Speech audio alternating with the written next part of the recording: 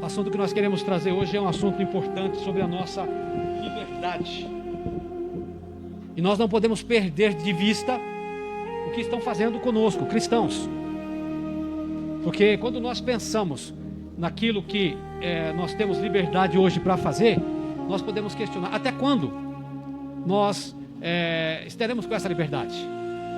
O mundo nos odeia, o mundo não quer saber das coisas de Deus. E porque não quer saber das coisas de Deus, eles fazem de tudo para tentar calar a nossa boca.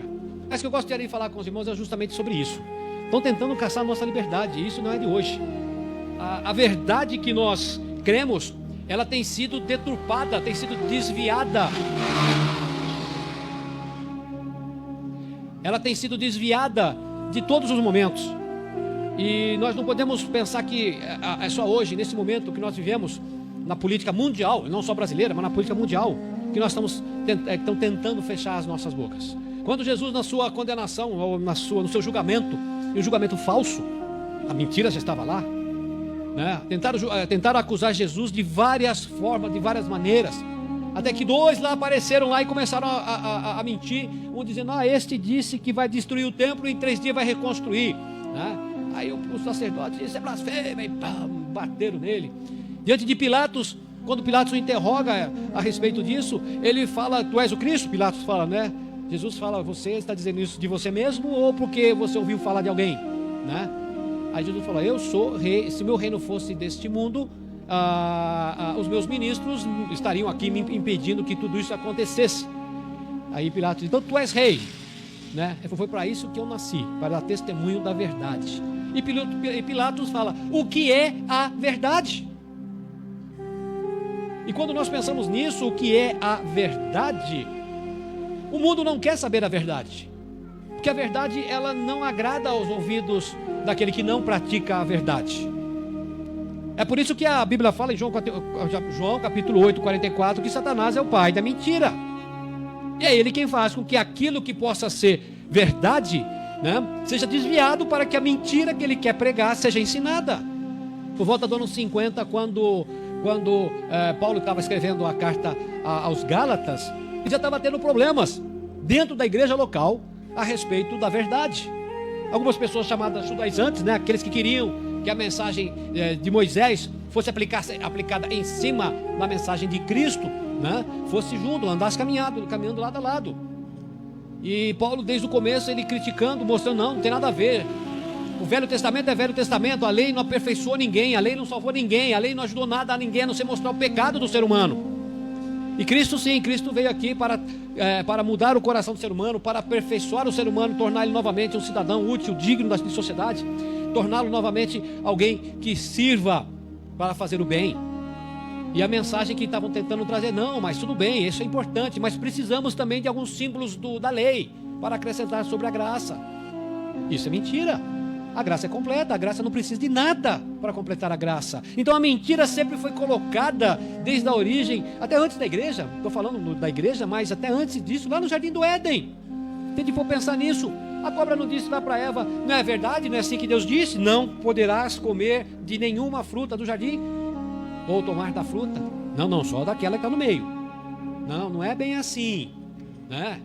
E a conversa vai ali rendendo ali papo, e até que a Eva então se vê iludida pela mentira. E foi a mentira que fez com que Satanás entrasse na história humana e provocasse a queda dos seres humanos. A Bíblia fala que o mundo jaz no maligno. Nada desse mundo vai vir de bom para nós, porque a mentira é o que prevalece. Então, meus queridos, estão tentando calar nossa boca. A política hoje em dia, ela está de tal forma querendo dominar a cena, que se você posta alguma coisa na sua rede social que é contrário ao sistema, ou você é bloqueado, ou você é simplesmente censurado, ou você é desligado daquela plataforma, daquele aplicativo, ou então os seus amigos não são notificados. Não importa se é verdade. Agora eu pergunto o que eu falo exatamente o que Pilatos falou. O que é a verdade? É o aplicativo que está decidindo o que é verdade ou não? É o sistema que nós estamos vivendo que decide o que é verdade ou não? Se eu tenho a liberdade pela Constituição de falar e fazer qualquer coisa, se eu falar mentira, ou se eu falar alguma coisa contra alguém, eu vou responder pelos meus atos. Não é o aplicativo que deve dizer para mim, não, isso não é verdade. Porque se eles bloqueiam algum pensamento, daqui a pouco estão bloqueando a minha palavra, estão bloqueando a sua palavra na internet. É isso que é a minha preocupação. Como eu disse, nós sabemos que o mundo jaz no maligno. Nós não podemos e não devemos esperar nada de bom deste mundo. Não dá para esperar as coisas boas deste mundo. Deste mundo não vem coisas boas. Não virão coisas boas. Então, quando nós pensamos na censura que estão aplicando a nós de uma forma ou de outra através do sistema, se você acompanha alguns comentaristas aí nas suas redes sociais, você vai ver que eles estão mudando a forma de falar ou de escrever. Eles não falam determinadas palavras, né? Se vão dar o nome a essa doença que está aí, eles não vão falar que é o vírus, vão falar que é a doença lá e vão dizer qual é a doença. Se eles vão falar alguma coisa, eles estão trocando as palavras para que o sistema que foi programado para identificar a escrita ou a fala simplesmente bloqueie, censure. Aí eu volto a perguntar, mas quem é o sistema para dizer se aquilo é verdade ou não? Que a mentira sempre existiu. Não adianta você entrar lá num site de busca lá e perguntar para saber se aquele assunto é verdadeiro ou não. Antigamente a gente entrava num site lá de busca e perguntava, escrevia lá sobre esse assunto, o site ia dizer, é verdade ou não, tal escrito, aconteceu ou não aconteceu. Hoje a gente não pode acreditar em mais nada, em mais ninguém. É por isso que a minha preocupação é, da mesma forma que estão fazendo com as coisas, calando a nossa boca de uma forma ou de outra, também vão fazer com a palavra de Deus. E aí a minha preocupação não é o movimento político, eu não estou falando de política aqui, mas a política nos traz a pensar, se fazem com a política, por que não vão fazer com a palavra de Deus, se sempre foram contrários à palavra de Deus? Todo aquele que é a favor da palavra de Deus tem uma linha doutrinária. Se essa linha doutrinária incomodar o outro que tiver domínio do sistema, ele vai te bloquear por causa da posição doutrinária dele. Se ele tiver acesso a determinadas coisas, ele te censura. E nós não podemos ficar parados, ou calados, melhor dizendo. A pandemia serviu para mostrar como estava o coração de cada crente. Como que você, meu querido, que está nos assistindo, como que nós aqui estamos, que estamos aqui presentes, está o nosso coração. Porque ela serviu para mostrar de fato como é que está o coração do ser humano, principalmente do cristão e do crente na igreja. Muitos simplesmente saíram. Conversando com um colega semana passada, ele falou que 30% da igreja, ele foi atrás de cada uma dessas pessoas, simplesmente disseram, não volto mais. 30%, não volto mais. Não quero mais saber de igreja, não quero voltar mais. Porque a igreja fez alguma coisa de errado? Foi a igreja que mandou fechar as portas por causa da pandemia? Foi a igreja que fez a pandemia? Estou falando igreja, não estou falando Deus. E as pessoas simplesmente estão mostrando como é que estão seus corações. Essas pessoas se sentiram no direito de tomar as decisões que tomaram. Cada um vai responder por si, da mesma forma como eu vou responder por aquilo que eu falo, aquilo que eu faço. Vocês estão me ouvindo, também vão responder por cada ato de vocês, não só diante das autoridades, mas diante de Deus. Se censuram uma coisa, por que não vão censurar outra? Ao longo da história da igreja, já falei, começando em Jesus, a acusação de Jesus foi em base de mentira, usando a palavra que é moda agora, fake news. Mentira. A palavra de Deus aplicada da maneira correta incomoda as pessoas. E se incomodou desde o princípio de tudo. Incomodou no julgamento de Jesus. Nos incomoda hoje. É só você ver os acessos que as páginas das igrejas por aí têm. E quando você vê um show, qualquer show que seja, nada contra o artista fazendo o seu show, né? Não cristão, não gospel, não gospel, um show secular, vai ver o acesso naquela página daquele ator, daquele cantor. Nada contra, você pode ir lá assistir sem problema nenhum, não tem nada contra isso. Mas vai ver as igrejas, aquelas que pregam a verdade, que pregam a palavra de Deus, olha os acessos que tem, olha os compartilhamentos, olha a frequência.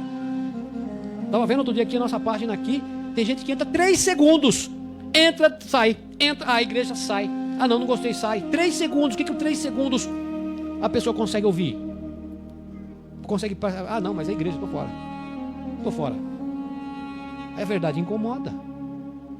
E quando nós pensamos na verdade, e a verdade nos liberta, ela nos liberta dos erros, ela nos liberta de tudo aquilo que é falso, daquilo que vai levar a gente a fazer coisas erradas.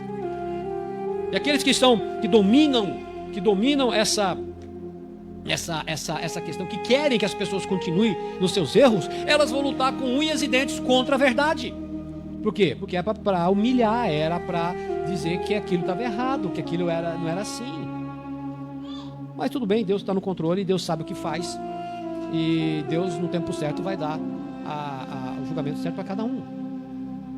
Então por isso que a nossa preocupação é caminhar na verdade. A verdade é a palavra de Deus. Se você ler o Salmo 129, ou 119, melhor dizendo, leia o Salmo 119 todinho, é o maior salmo da Bíblia, e você vai ver lá como o próprio Deus exalta a palavra dele, mostrando que ela é o martelo que quebra a pedra, né, que esmiaça a penha, né, que quebra a pedra. Ela é a luz para o caminho, ela é isso, ela é aquilo, ela é de várias formas, de várias maneiras, mostrando a palavra de Deus. E aquele que segue e crê na palavra de Deus tem tudo para se dar bem, tem tudo para fazer as coisas certas. Nós não precisamos reagir e errar conforme o mundo erra. Nós não precisamos fazer o que os outros fazem. Todo mundo está fazendo. Problema deles. Eu fico na palavra de Deus. Porque desta forma, meus queridos, nós vamos entender o que a palavra de Deus fala sobre a verdade. O que fazer então para defender a nossa fé? Eu estou falando da verdade. Estou falando contra o sistema que bloqueia tudo aquilo que eles não querem que seja falado. Por enquanto estão bloqueando movimentos políticos. Por enquanto estão bloqueando as pessoas que têm uma linha diferente daquele do sistema. E se você quer saber alguma coisa de um outro lado da moeda, você vai ter que pesquisar lá na internet para poder achar. E não é fácil, porque eles bloqueiam de todas as formas, com a ajuda do próprio sistema ou a ajuda de pessoas que têm autoridade para bloquear. E dessa forma estão censurando. Basta falar alguma coisa que você que seja contra ao sistema. Pastor, mas o que é o problema do sistema? Aí você vai procurar, você vai pesquisar. Não quero mais falar o que é o sistema. Nós não queremos falar de política. Eu quero falar da palavra de Deus, da verdade que estão tentando nos censurar, da verdade da palavra de Deus que estão tentando impedir que eu, você e cada um de nós falemos.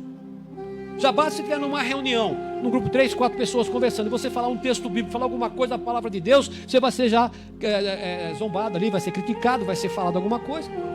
Se você quer falar a palavra de Deus para alguém, espera o grupo se dispersar, fala com um em particular, fala com o outro. Porque se tiver 2 ou 3 ali reunidos ali, não vai dar certo, as pessoas não vão deixar você falar da palavra de Deus. Então como defender a nossa fé? Além do nosso próprio testemunho, que a sua vida, a minha vida faz a diferença. As pessoas só de olhar para nós já sabem que somos alguém diferente. Não precisa estar escrito aqui na testa, ele é um cristão, é um crente. Até pejorativamente falando, o nome crente passou a ser pejorativo.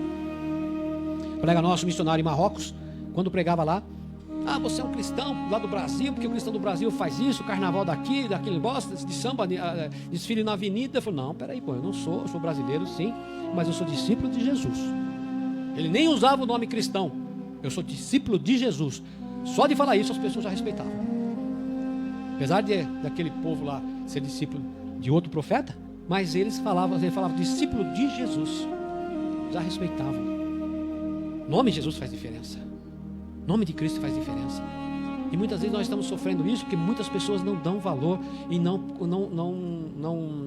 respeitam ou reverenciam de fato o nome cristão, o nome Jesus, pelos seus atos, pelos seus procedimentos, pelo seu testemunho.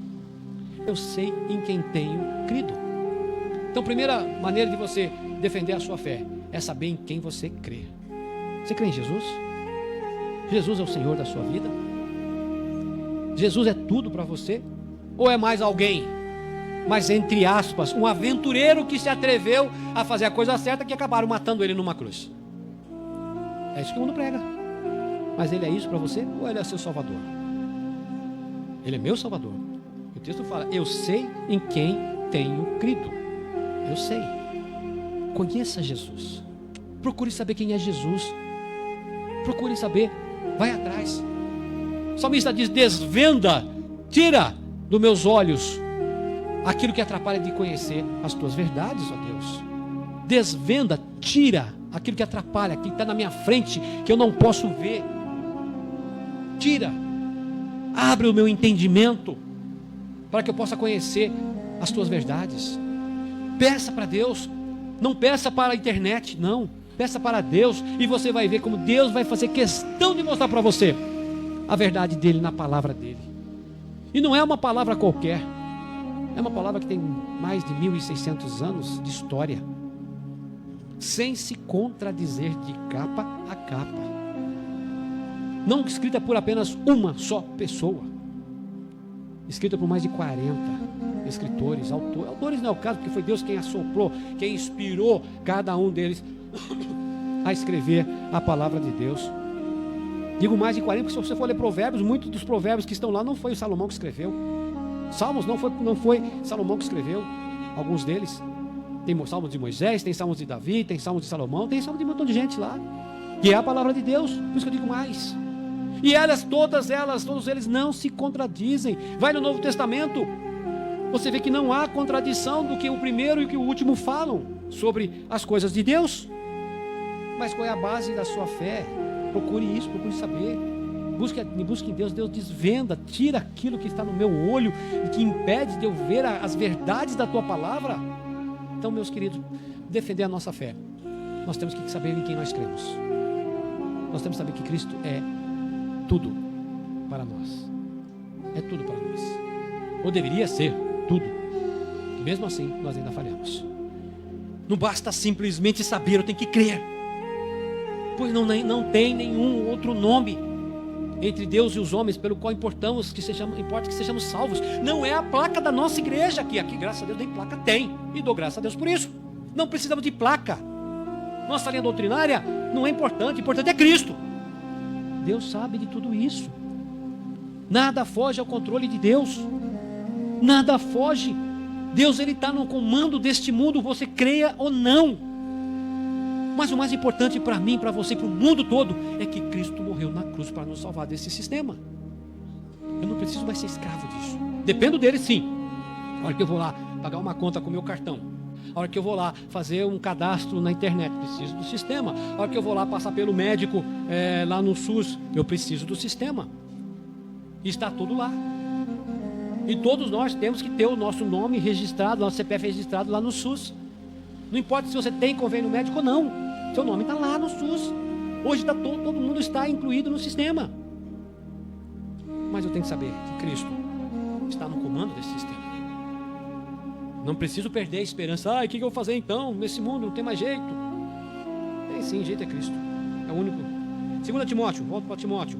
2 Timóteo, e finalizo com esse verso, capítulo 1, verso 9. Deus nos salvou e nos chamou para sermos seu povo. Não foi por causa do que temos feito, mas porque este era o seu plano. E por causa da sua graça, Ele nos concedeu essa graça por meio de Cristo Jesus, antes da criação do mundo.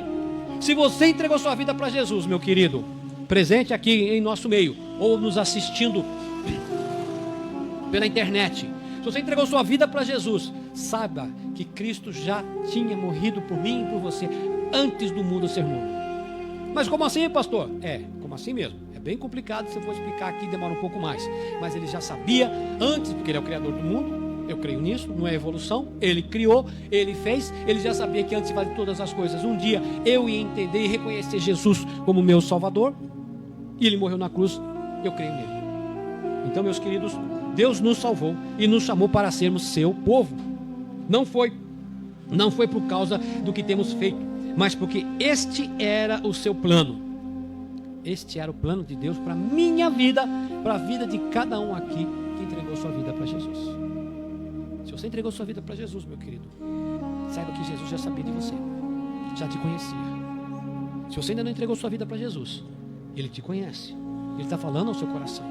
Ele está dando oportunidade para que você reconheça o que Ele fez por você e dê a bênção na sua vida, que é a maior bênção que nós podemos ter. Falei ontem, é Jesus. É a salvação que Ele nos dá. Porque esse mundo vai passar, mas nós com Cristo não passaremos. Nós estaremos sempre com Jesus. Quando Ele vier buscar a igreja, onde a salvação se completar, acabou para esse mundo. Daí para frente é só tratar com o pecado do mundo. Nós já estudamos Apocalipse, nós vimos o que vai acontecer a respeito disso. E não só Apocalipse, mas outros textos falam disso. Ele nos deu essa graça por meio de Cristo Jesus, antes da criação do mundo. Meus queridos, finalizando aqui, o sistema é mentiroso. Nós não podemos acreditar em tudo aquilo que nós vimos e ouvimos. Você não pode simplesmente ligar a televisão lá no canal A, B ou C e achar que aquilo que está sendo feito lá ou falado lá é verdade. Muitas vezes está falando a mesma história, mas de uma maneira totalmente diferente do que é a verdade. Você é que vai ter que saber. Mas pela palavra de Deus, a verdade é Cristo. E nós não precisamos ouvir uma notícia da emissora A, B ou C para saber se Cristo. A palavra de Deus é a verdade. E você pode agora na sua casa, você pode aqui, você pode aonde estiver nos ouvindo, nos assistindo, né? Você pode realmente falar: Deus, muda o meu coração, tira dos meus olhos aquilo que me impede de ver a verdadeira situação sobre a palavra de Deus. Desvenda os meus olhos, como o salmista diz. Tira a venda, aquilo que tapa meus olhos, que me impede de conhecer Jesus. Tira. Aí a verdade está sendo revelada no seu coração, porque o Espírito Santo é que fala, é que convence você dessa verdade de Deus. Quero orar por você. Pai Santo, diante da Tua palavra, eu me coloco nos Teus pés. Primeiro, ó Deus, para conhecer cada vez mais a verdade, por conhecer, ó Deus, mais sobre Jesus, que morreu na cruz por mim, para crer verdadeiramente nele, para saber e entender, ó Deus, tudo aquilo que Ele fez por nós, por mim em particular, por cada um daqueles que estão nos ouvindo, por cada um daquele que entregou a sua vida ao Senhor Jesus. E nós pedimos, ó Deus, tem misericórdia de nós, que estamos vivendo num sistema político que está por demais querendo calar as nossas bocas para não pregar a Tua palavra. Ajuda-nos, ó Deus, a falar a Tua palavra a todos. E que nós, ó Deus, tenhamos toda a autoridade, toda a ousadia, toda a intrepidez, como diz a Tua palavra, para pregar sobre Jesus. Que buscamos, ó Deus, oportunidades para falar de Jesus. Que sejamos protegidos de todo ataque do mal, de todas as formas que ele possa usar para nos impedir de falar a Tua palavra, Deus. Que a única forma que tem, que pode verdadeiramente nos impedir de falar, é só tirando a nossa vida. Porque até então, ó Deus, nós queremos falar de todas as maneiras, de todos os jeitos, com o nosso próprio testemunho a respeito de Jesus. Repreenda tudo aquilo que não tem parte contigo neste mundo, Senhor. No nosso Brasil, no nosso estado, na nossa cidade, no nosso bairro, na nossa rua, enfim, ó Deus, repreenda todo o mal que faz com que esse sistema, ó Deus, seja perverso. Derrota mais uma vez Satanás, ó Deus, nas nossas vidas. E nas vidas daqueles a quem nós temos falado do Teu amor, para que eles reconheçam que só Jesus Cristo é a verdade. E que ninguém possa falar como Pilatos falou o que é a verdade. Porque Pilatos não conhecia, mesmo vendo Jesus, estando diante dele, não conhecia Jesus. Tem misericórdia de nós, igreja. Tem misericórdia do Teu povo aqui no Brasil. Tem misericórdia, Senhor, para que possamos perseverar firmes na Tua palavra, independente se o mundo quer ou não quer. Mas ajuda-nos, ó Deus, a pregar a Tua palavra. Ajuda-nos a pregar a Tua palavra, a viver a Tua palavra, a respirar a Tua palavra, a, como a Tua palavra mesmo diz, a sermos cartas abertas para as pessoas olharem e lerem em nós só Jesus Cristo salva. Tem misericórdia, Pai. Ainda queremos interceder por aqueles que estão doentes, que estão nos hospitais, que que estão acamados, alguns estão internados em estado grave, ó Pai, coloca a tua mão sobre cada um deles, independente, ó Deus, se creem no Senhor ou não, mas coloca a tua mão sobre cada um deles, e aqueles que ainda não conhecem o Senhor como Salvador, dá-lhes uma oportunidade de crerem no Senhor, porque ainda haverão de ouvir a tua mensagem antes que partam deste mundo. Tem misericórdia, Deus bendito, os seus parentes, alcance o coração de cada um deles, dá graça, Pai, ao teu povo para pregar a tua palavra, principalmente aqueles que são teus servos, que trabalham nos hospitais, para que tenham autoridade e firmeza em pregar a tua palavra ali. Tem misericórdia, Deus, desses que perderam seus parentes por ocasião de qualquer doença, desses, ó Deus bendito, que hoje se encontram enlutados. Tenha misericórdia, Pai. Põe a sua mão sobre seus corações, tirando toda a dor. Tenha misericórdia, Pai, daqueles que estão abatidos, alguns desesperados, oprimidos, que não sabem o que vão fazer de ter de alimento amanhã, ou hoje à noite ainda, para si e para suas famílias.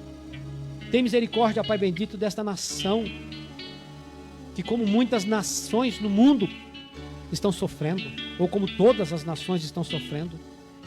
Tem misericórdia, Pai, do teu povo. Levanta-nos para sair pregando a tua palavra, porque logo chegará o tempo que não poderemos mais. Ajuda-nos, ó Pai. Nós oramos em nome do Senhor Jesus Cristo. Abençoe cada um que está participando deste culto, seja na internet, seja ao vivo, ou seja em outra ocasião, ou seja aqui, presencialmente. É nossa oração, é nosso pedido de misericórdia em nome do nosso Senhor e Salvador Jesus Cristo. Amém.